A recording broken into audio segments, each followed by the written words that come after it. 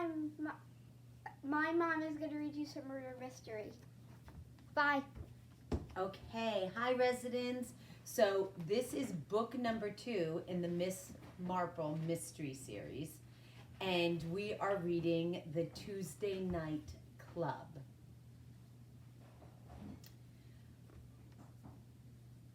Okay, just waiting for Gideon to be done dancing. Okay.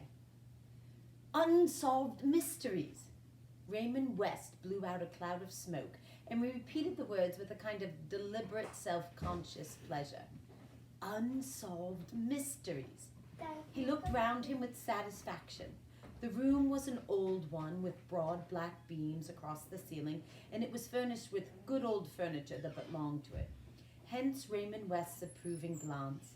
By profession he was a writer, and he liked the atmosphere to be flawless. His Aunt Jane's house always pleased him as the right setting for her personality. He looked across the hearth to where she sat erect in the big grandfather chair.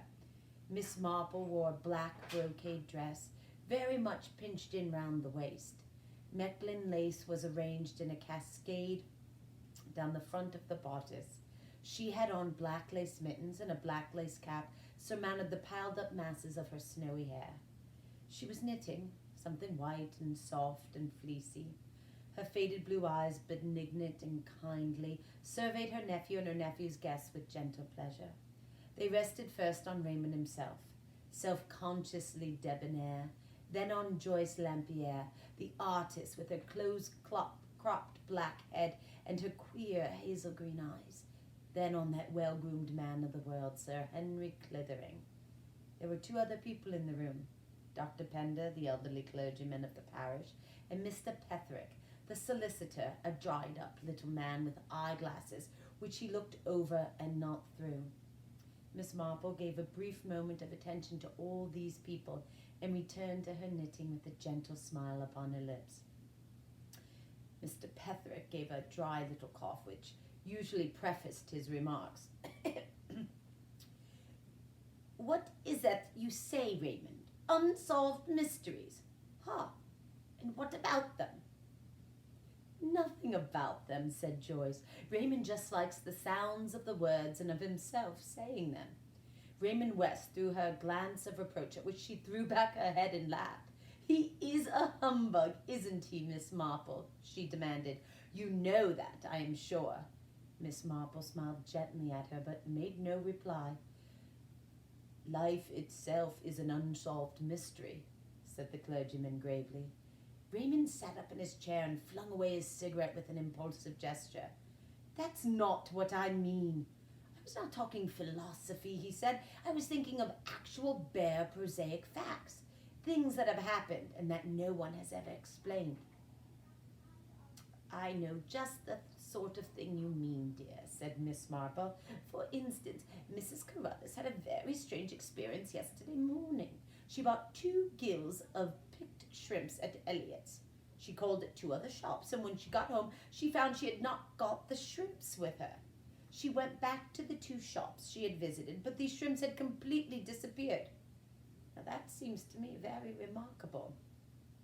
A very fishy story, said Sir Henry Clithering gravely.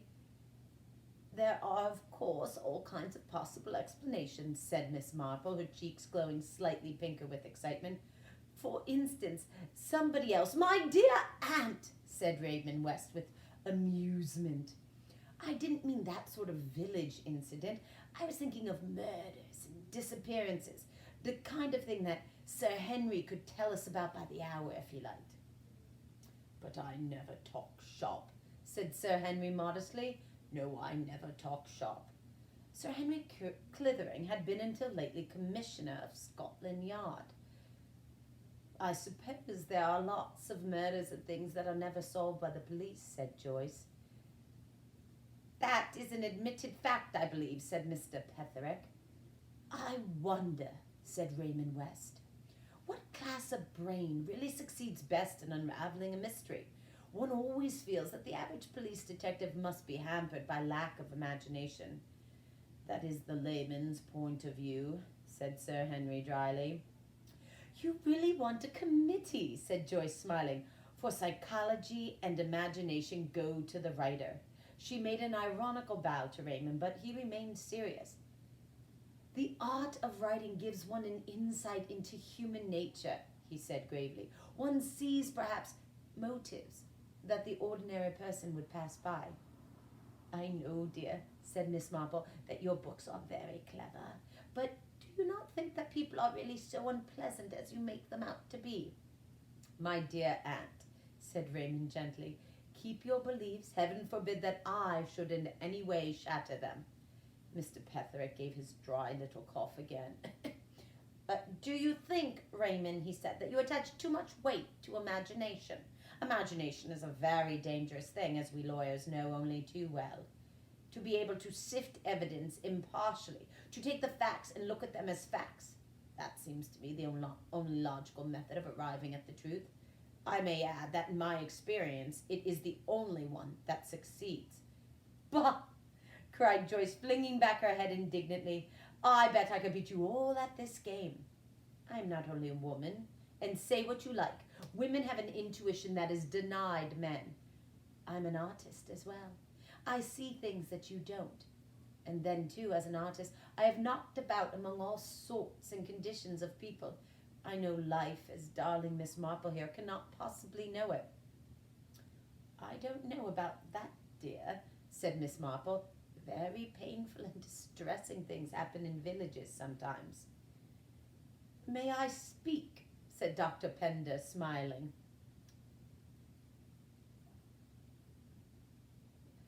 It is the fashion nowadays to decry the clergy. I know, but we hear things we know a side of human nature which is a sealed book to the outside world. Well, said Joyce, it seems to me we are a pretty representative gathering. How would it be if we formed a club? What is today? Tuesday. We will call it the Tuesday Night Club. It is to meet every week, and each member in turn has to propound a problem, some mystery of which they have personal knowledge and to which, of course, they know the answer. Let me see, how many are we? 1, 2, 3, 4, 5. We really ought to be 6. You have forgotten me, dear, said Miss Marple, smiling brightly. Joyce was slightly taken aback. She concealed the fact quickly. That would be lovely, Miss Marple, she said. I didn't think you would care to play. Oh, I think it would be very interesting, said Miss Marple, especially with so many cleverer gentlemen present. I am afraid I'm not clever myself, but living all these years in St. Mary Mead does give one an insight into human nature. I am sure your cooperation will be very valuable, said Sir Henry courteously. Who is going to start? Said Joyce. I think there's no doubt as to that, said Dr. Pender, when we have the great good fortune to have such a distinguished man as Sir Henry staying with us. He left his sentence unfinished, making a courtly bow in the direction of Sir Henry. The latter was silent for a minute or two. At last he sighed, recrossed his legs, and began. It is a little difficult for me to select just the kind of thing you want, but I think, as it happens, I know of an incident which fits these conditions very aptly. You may have seen some mention of the case in the papers of a year ago. It was laid aside at the time as an unsolved mystery, but, as it happens, the solution came into my hands not very many days ago. The facts are very simple. 3 people sat down to a supper, consisting, amongst other things, of tinned lobster. Later in the night, all 3 were taken ill, and a doctor was hastily summoned. 2 of the people recovered. The third one died. Ah, said Raymond approvingly. As I say, the facts as such were very simple. Death was considered to be due to ptomaine poisoning. A certificate was given to that effect, and the victim was duly buried. But things did not rest at that. Miss Marple nodded her head. There was talk, I suppose, she said. There usually is. And now I must describe the actors in this little drama. I will call the husband and wife Mr. and Mrs. Jones, and the wife's companion Miss Clark. Mr. Jones was a traveller for a firm of manufacturing chemists. He was a good-looking man in a kind of coarse, florid way, aged about 50. His wife was a rather commonplace woman of about 45. The companion, Miss Clark, was a woman of 60, a stout, cheery woman with a beaming, rubicund face. None of them, you might say, very interesting. Now, the beginning of the troubles arose in a very curious way. Mr. Jones had been staying the previous night at a small commercial hotel in Birmingham. It happened that the blotting paper in the blotting book had been put in fresh that day, and the chambermaid, having apparently nothing better to do, amused herself by studying the blotter in the mirror just after Mr. Jones had been writing a letter there. A few days later, there was a report in the paper of the death of Mrs. Jones as the result of eating tinned lobster, and the chambermaid then imparted to her fellow servants the words she had deciphered on the blotting pad. They were as follows: entirely dependent on my wife. When she is dead, I will. Hundreds and thousands. You may remember that there had recently been a case of a wife being poisoned by her husband. It needed very little to fire the imagination of these maids. Mr. Jones had planned to do away with his wife and inherit hundreds of thousands of pounds. As it happens, one of the maids had relations living in the small market town where the Joneses resided. She wrote to them, and they in return wrote to her. Mr. Jones, it seemed, had been very attentive to the local doctor's daughter, a good-looking young woman of 33. Scandal began to hum. The Home Secretary was petitioned. Numerous anonymous letters poured into Scotland Yard, all accusing Mr. Jones of having murdered his wife. Now, I may say that not for one moment did we think there was anything in it except idle village talk and gossip. Nevertheless, to quiet public opinion, an exhumation order was granted. It was one of these cases of popular superstition based on nothing solid whatever, which proved to be so surprisingly justified. As a result of the autopsy, sufficient arsenic was found to make it quite clear that the deceased lady had died of arsenical poisoning. It was for Scotland Yard, working with the local authorities, to prove how that arsenic had been administered and by whom. "Ah," said Joyce, "I like this. This is the real stuff." Suspicion naturally fell on the husband. He benefited by his wife's death, not to the extent of hundreds of thousands romantically imagined by the hotel chambermaid, but for the very solid amount of £8,000. He had no money of his own apart from what he earned, and he was a man of somewhat extravagant habits with a partiality for the society of women. We investigated as delicately as possible the rumor of his attachment to the doctor's daughter, but while it seemed clear that there had been a strong friendship between them at one time, there had been a most abrupt break 2 months previously, and they did not appear to have seen much of each other since. The doctor himself, an elderly man of straightforward and unsuspicious type, was dumbfounded as to the results of the autopsy. He had been called in about midnight to find all 3 people suffering. He had realized immediately the serious condition of Mrs. Jones, and had sent back to his dispensary for some opium pills to allay the pain. In spite of all his efforts, however, she succumbed, but not for a moment did he suspect that anything was amiss. He was convinced that her death was due to a form of botulism. Supper that night had consisted of tinned lobster and salad, trifle, and bread and cheese. Unfortunately, none of the lobster remained. It had all been eaten and the tin thrown away. He had interrogated the young maid, Gladys Lynch. She was terribly upset, very tearful and agitated, and he found it hard to get her to keep to the point. But she declared again and again that the tin had not been distended in any way, and that the lobster had appeared to her to be in perfectly good condition. Such were the facts we had to go upon. If Jones had feloniously administered arsenic to his wife, it seemed clear that it could not have been done in anything eaten at supper, as all 3 persons had partaken of the meal. Also, another point, Jones himself had returned from Birmingham just as supper was being brought into the table, so he would have had no opportunity of doctoring any of the food beforehand. "What about the companion?" asked Joyce. "The stout woman with the good-humoured face?" Sir Henry nodded. "We did not neglect Miss Clark, I can assure you, but it seemed doubtful what motive she could have had for the crime. Mrs. Jones left her no legacy of any kind, and the net result of her employer's death was that she had to seek for another situation."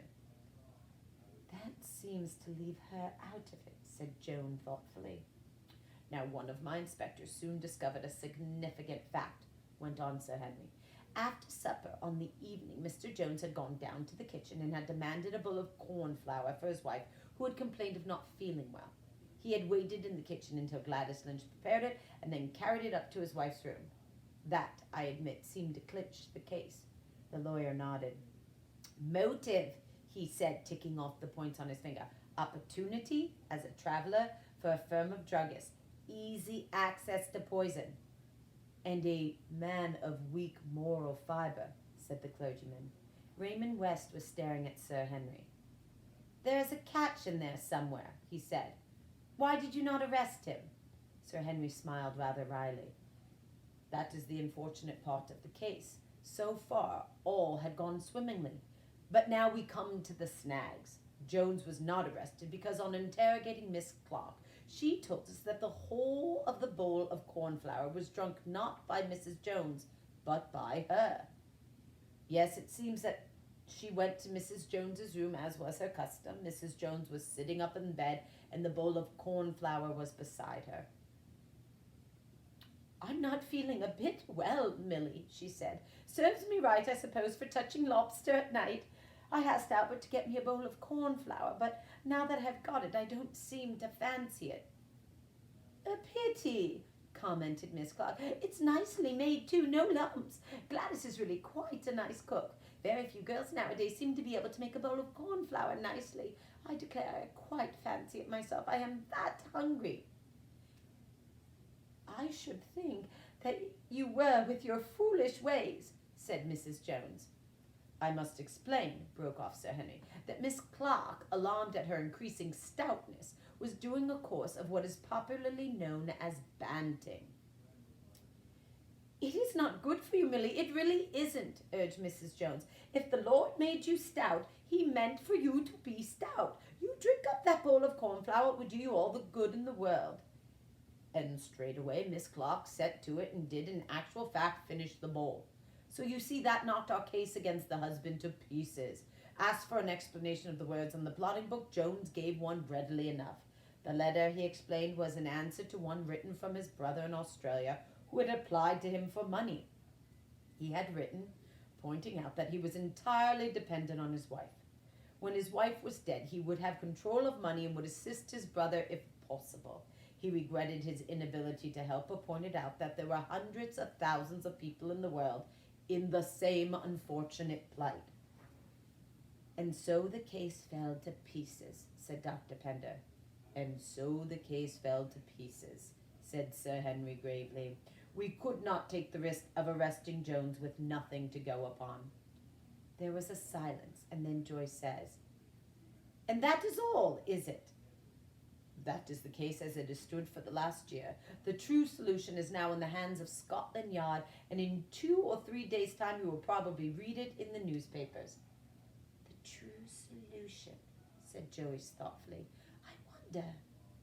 Let's all think for 5 minutes and then speak. Raymond West nodded and noted the time on his watch. When the 5 minutes were up, he looked over at Dr. Pender. Will you speak first? He said. The old man shook his head. I confess, he said, that I am utterly baffled. I can but think that the husband in some way to be the guilty party, but how he did it I cannot imagine. I can only suggest that he must have given her the poison in some way that had not yet been discovered, although how in that case it should have come to light after all this time I cannot imagine. Joyce? The companion, said Joyce decidedly. The companion every time. How do we know what motive she may have had? Just because she was old and stout and ugly, it doesn't follow that she wasn't in love with Jones herself. She may have hated the wife for some other reason. Think of being a companion, always having to be pleasant and agree and stifle yourself and bottle yourself up. One day she couldn't bear it any longer, and then she killed her. She probably put the arsenic in the bowl of cornflour, and all that story about eating herself is a lie. Mr. Petherick. The lawyer joined the tips of his fingers together professionally. I should hardly like to say. On the facts, I should hardly like to say. But you've got to, Mr. Petherick, said Joyce. You can't reserve judgment and say, without prejudice, and be legal. You've got to play the game. On the facts, said Mr. Petherick. "There seems nothing to be said. It is my private opinion, having seen, alas, too many cases of this kind, that the husband was guilty. The only explanation that will cover the facts seems to be that Miss Clark, for some reason or other, deliberately sheltered him.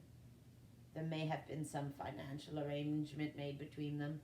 He might realize that he would be suspected, and she, seeing only a future of poverty before her, may have agreed to tell the story of drinking the cornflower in return for a substantial sum to be paid to her privately.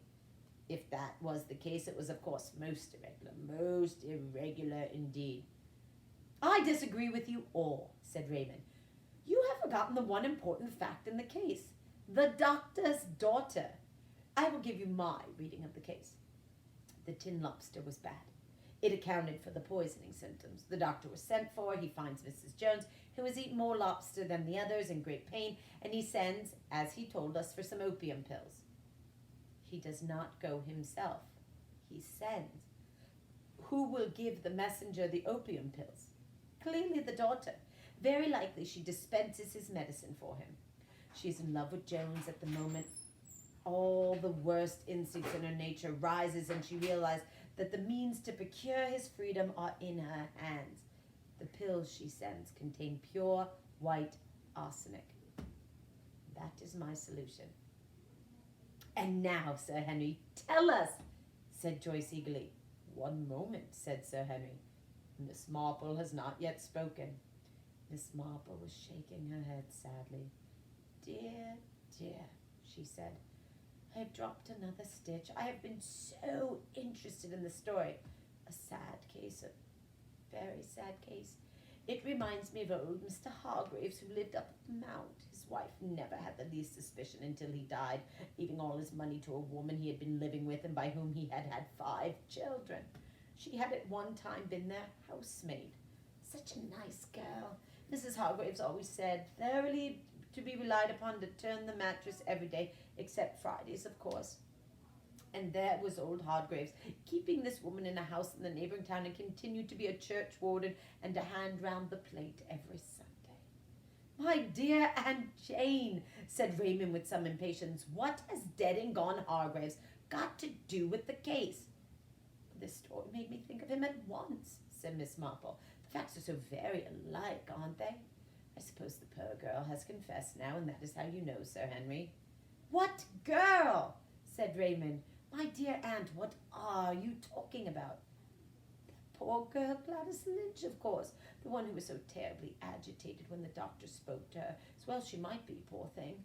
I hope that wicked Jones is hanged.